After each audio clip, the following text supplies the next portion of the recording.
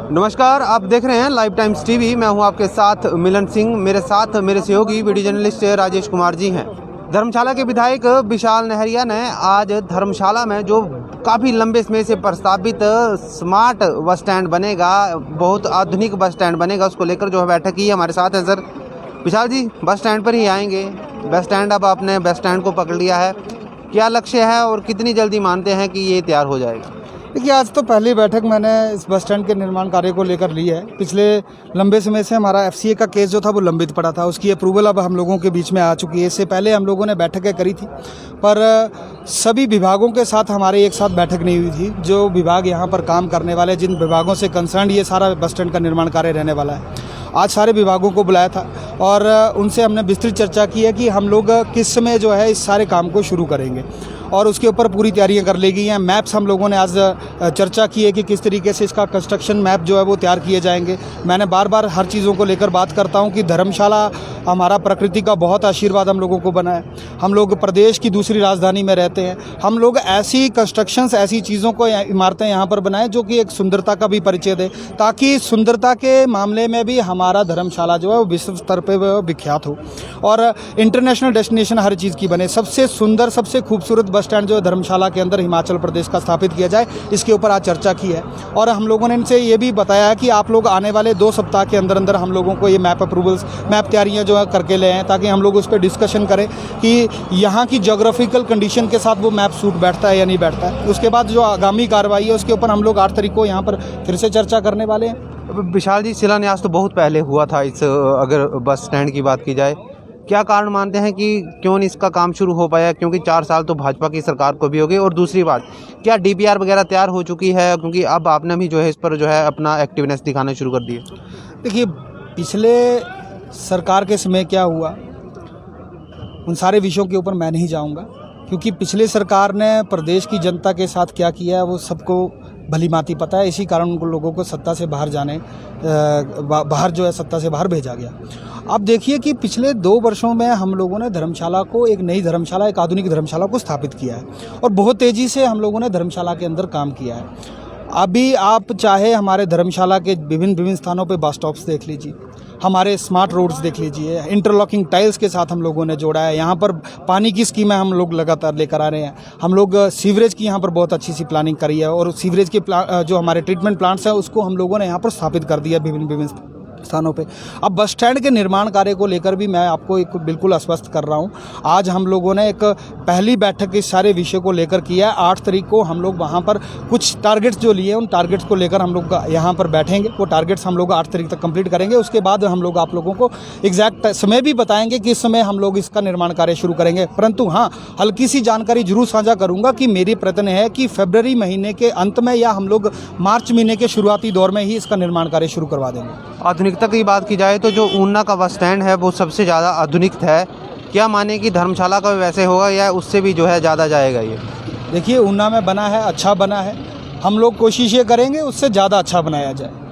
और धर्मशाला आज मैं आपको बता रहा हूँ कि विश्व स्तर पे विख्यात होता जा रहा है। हमारी पहचान विश्व स्तर पे हो रही है। स्वाभाविक है, उन सारी चीज़ों को ध्यान में रखते हुए ही हम लोग धर्मशाला के इस बस स्टैंड का निर्माण कार्य करेंगे। आखिरी सवाल रहेगा, ये कहा जा रहा है चुनावी वर्ष शुरू हो चुका है और विधायक विशाल नहरिया ने बड़ी तेज रफ्तार पकड़ी है।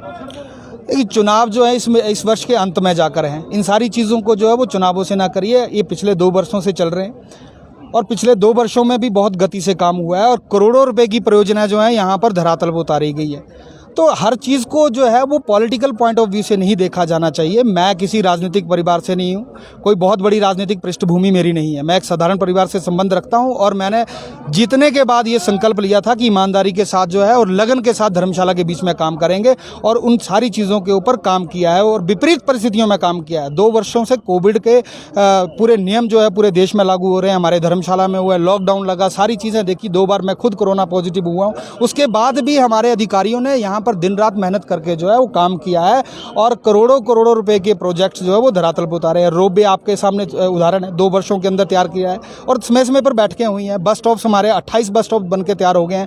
आज आप नगर निगम धर्मशाला की हर गली को देखिए, उस गलियों में हम लोगों ने इंटरलॉकिंग टाइल्स लगाई हैं।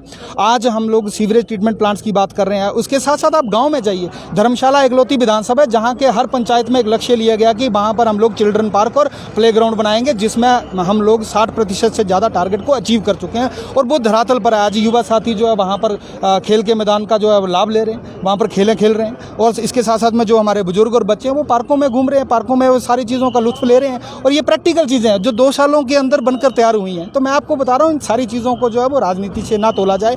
कांग्रेस का काम है कहना, खुद उन्होंने कुछ नहीं किया और कांग्रेस इन सारी चीज़ों पर हमेशा से असफल रही है और इसलिए उनकी असफलता का कारण है आज वह लोग जो है वो हताश है, वहाँ पर फड़फड़ाए हुए हैं। आए दिन जो है अनाप शनाप बयानबाजी जो उनको उनके नेताओं को करनी पड़ रही है। रोपवे पर पूर्व मंत्री सुधीर शर्मा ने बयान दिया कि जल्दबाजी में शुरू कर दिया और बंद कर दिया, बस लास्ट वाले में। देखिए मैं आपको एक बात बताऊं, रोपवे की जो एजेंसी थी बनाने की वो उन्होंने पहले ही रोपवे नहीं बनाई है।